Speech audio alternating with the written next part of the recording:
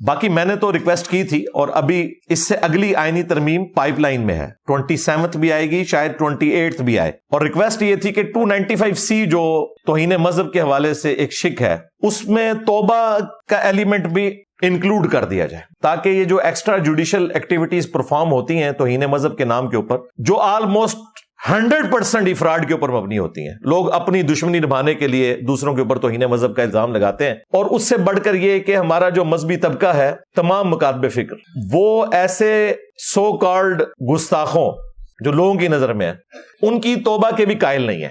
وہ کہتے ہیں توبہ کر لیں گے لیکن دنیا میں سزا اسٹیبلش ہوگی. وہ توبہ آخرت سے ریلیٹڈ ہے, دنیا میں ہم ایسے شخص کو تختہ دار تک پہنچائیں گے. اور اس میں وہ لوگ بھی شامل ہیں جو آج اس تکلیف سے گزر رہے ہیں. ہمارے جو کراچی کے مفتی صاحب ہیں طارق مسعود صاحب حفظہ اللہ تعالی, ان کے اپنے بیانات موجود ہیں, لیکن شکر ہے کہ اب انہیں سمجھ آئی ہے, لیکن ابھی بھی انہوں نے اعلانیہ اپنے ان بزرگوں کے فتووں سے رجوع نہیں کیا, بلکہ وہ اب ایک اور بات بیچ میں ان کے حمایتی چھوڑ رہے ہیں کہ جی گستاخی کی نیت سے اگر کوئی گستاخی کرے گا تو اس کی توبہ نہیں ہے, اور اگر کسی کی گستاخی کی نیت نہیں ہے, وہ جتنی مرضی بڑی گستاخی کر لے, اس کی توبہ قبول ہے. دیکھو مولوی بیچ میں سے کتا حلال کرنے کے لیے کیسے پوائنٹ نکالتا ہے. یعنی ان کا کہنے کا مطلب یہ ہے کہ جو پھر میں محاورہ بولوں گا تو برا لگے گا کہ ساڈا کتا کتا تے تہاڈا کتا ٹومی. ہاں, ہم ان کو یہی گلہ دے سکتے ہیں.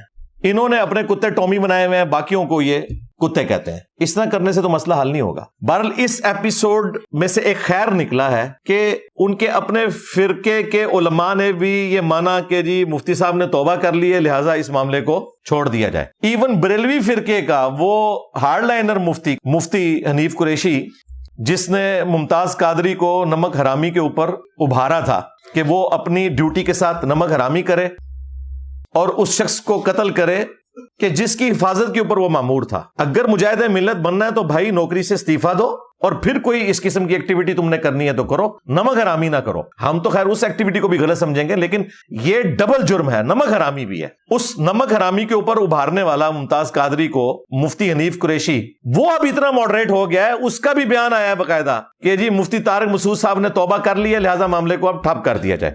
میرا خیال ہے اگر بریلوی اور دیوبندی ایگری کر گئے ہیں, شیعہ تو پہلے ہی قائل ہیں کہ توبہ قبول ہے, وہ اتنے ہارڈ لائنر نہیں ہے اس قسم کی تکفیری سوچ میں. رہا اہل حدیث کا مسئلہ, تو وہ تو آج کل ویسے ہی دیوبندیوں کی گود میں بیٹھے ہوئے ہیں, حالانکہ ان کا یہ موقف نہیں ہے. یہ سارا فتنہ دنیا میں گستاخ رسول کی سزا کے حوالے سے کھڑا کیا ہوا یہ امام ابن تیمیہ کا ہے. الصارم المسلول علی شاتم الرسول اس کی کتاب ہے, جس کا ترجمہ بریلویوں نے کیا ہوا ہے. لو سامو, ابن تیمیہ کی کتاب کا, جس میں اکثر جھوٹی روایتیں ہیں. تو اہل حدیث تو سب سے زیادہ ہارڈ لائنر ہیں, لیکن وہ بھی کہہ رہے ہیں ٹھیک ہے جی طارق مسعود صاحب نے توبہ کر لی ہے, کوئی مسئلہ نہیں ہے. وہ گلے پھاڑنے والے مولوی کا بیان آ گیا. شیعہ پہلے ہی ماڈریٹ تھے, سنیوں کے تینوں بڑے فرقے بریلوی, دیوبندی, اہل حدیث متفق ہیں کہ گستاخ رسول کی توبہ قبول ہے. یعنی انہوں نے خود ہی اپنے ان بزرگوں کے اوپر ان انٹینشنلی لعنتیں بھیج دی ہیں, جن کے ہاتھوں یہ گمراہ ہو کے کہتے تھے کہ جی توبہ کرے گا تب بھی توبہ قبول نہیں ہے, دنیا میں ہم سزا دیں گے. لیکن زبان سے بول کے ان پہ لعنتیں نہیں بھیج رہے. انشاءاللہ وہ ذمہ داری ہم پوری کر دیں گے. کیوں؟ کیونکہ وہ بھی کیا دن تھے, ہم بھی ایک جن تھے. آج ہم دیو ہیں, ان جنوں کے بھی پیو ہیں. یہ ہماری ذمہ داری ہے. یہ چھوٹے چھوٹے جنوں سے کام نہیں ہوگا, دیو چاہیے کوئی. اچھا کہتے ہیں جی انجینئر صاحب دیکھیں اپنے آپ کو دیو کہتے ہیں, دیو تو شیطان ہوتا ہے. یعنی یہ دیو بند شیطانی گروہ. ہاں بریلوی اس کا ترجمہ کرتے ہیں بند گروہ اور دیو سے شیطان. تو بھائی پوری گفتگو سنیں. ہم نے کہا وہ بھی کیا دن تھے, ہم بھی ایک جن تھے. تو جن آپ کو کہہ رہے ہیں نا, تو یہ اگر آپ نے اس کو شیطان ماننا ہے تو چھوٹا شیطان آپ بھی ہو, کیونکہ میں نے کہا ہم پہلے جن تھے. یعنی بریلوی دیوبندی اہل حدیث ہم رہے ہیں تو اس وقت ہم جن تھے, تو اس کا مطلب ہے آپ بھی شیاطین ہو, اگر یہ مطلب لینا ہے. ہم تو تفنن کے طور پہ یہ بات کر رہے ہوتے ہیں سمجھانے کے لیے, وہ میری طبیعت ہے, میں اپنی گفتگو اس طریقے سے بھی کنوے کرنے کی کوشش کرتا ہوں. تو 27 جو آئینی ترمیم آ رہی ہے, میں تو گورنمنٹ سے ریکویسٹ کروں گا, پرائم منسٹر سے بھی اور ان کو لانے والوں سے بھی جو اب مولویوں سے تنگ آئے ہوئے ہیں, اور فتنہ الخوارج کی ٹرم ہمارے آرمی چیف یوز کر رہے ہیں. میرا خیال ہے فتنہ الخوارج سب سے بڑا یہ مولویوں کا طبقہ ہے, جنہوں نے توہین مذہب کے نام کے اوپر 295C کو مس یوز کر کے مسلمانوں کی زندگی پاکستان میں اجیر بنائی ہوئی ہے. اس ملک کو انہوں نے رہنے کے قابل نہیں چھوڑا. تو توبہ کی شک 295C میں ایڈ ہونی چاہیے. اس پہ بھی میں مولانا فضل الرحمان صاحب سے ریکویسٹ کروں گا کہ اب تو آگ آپ کے گھر تک پہنچ چکی ہے, تو مہربانی کریں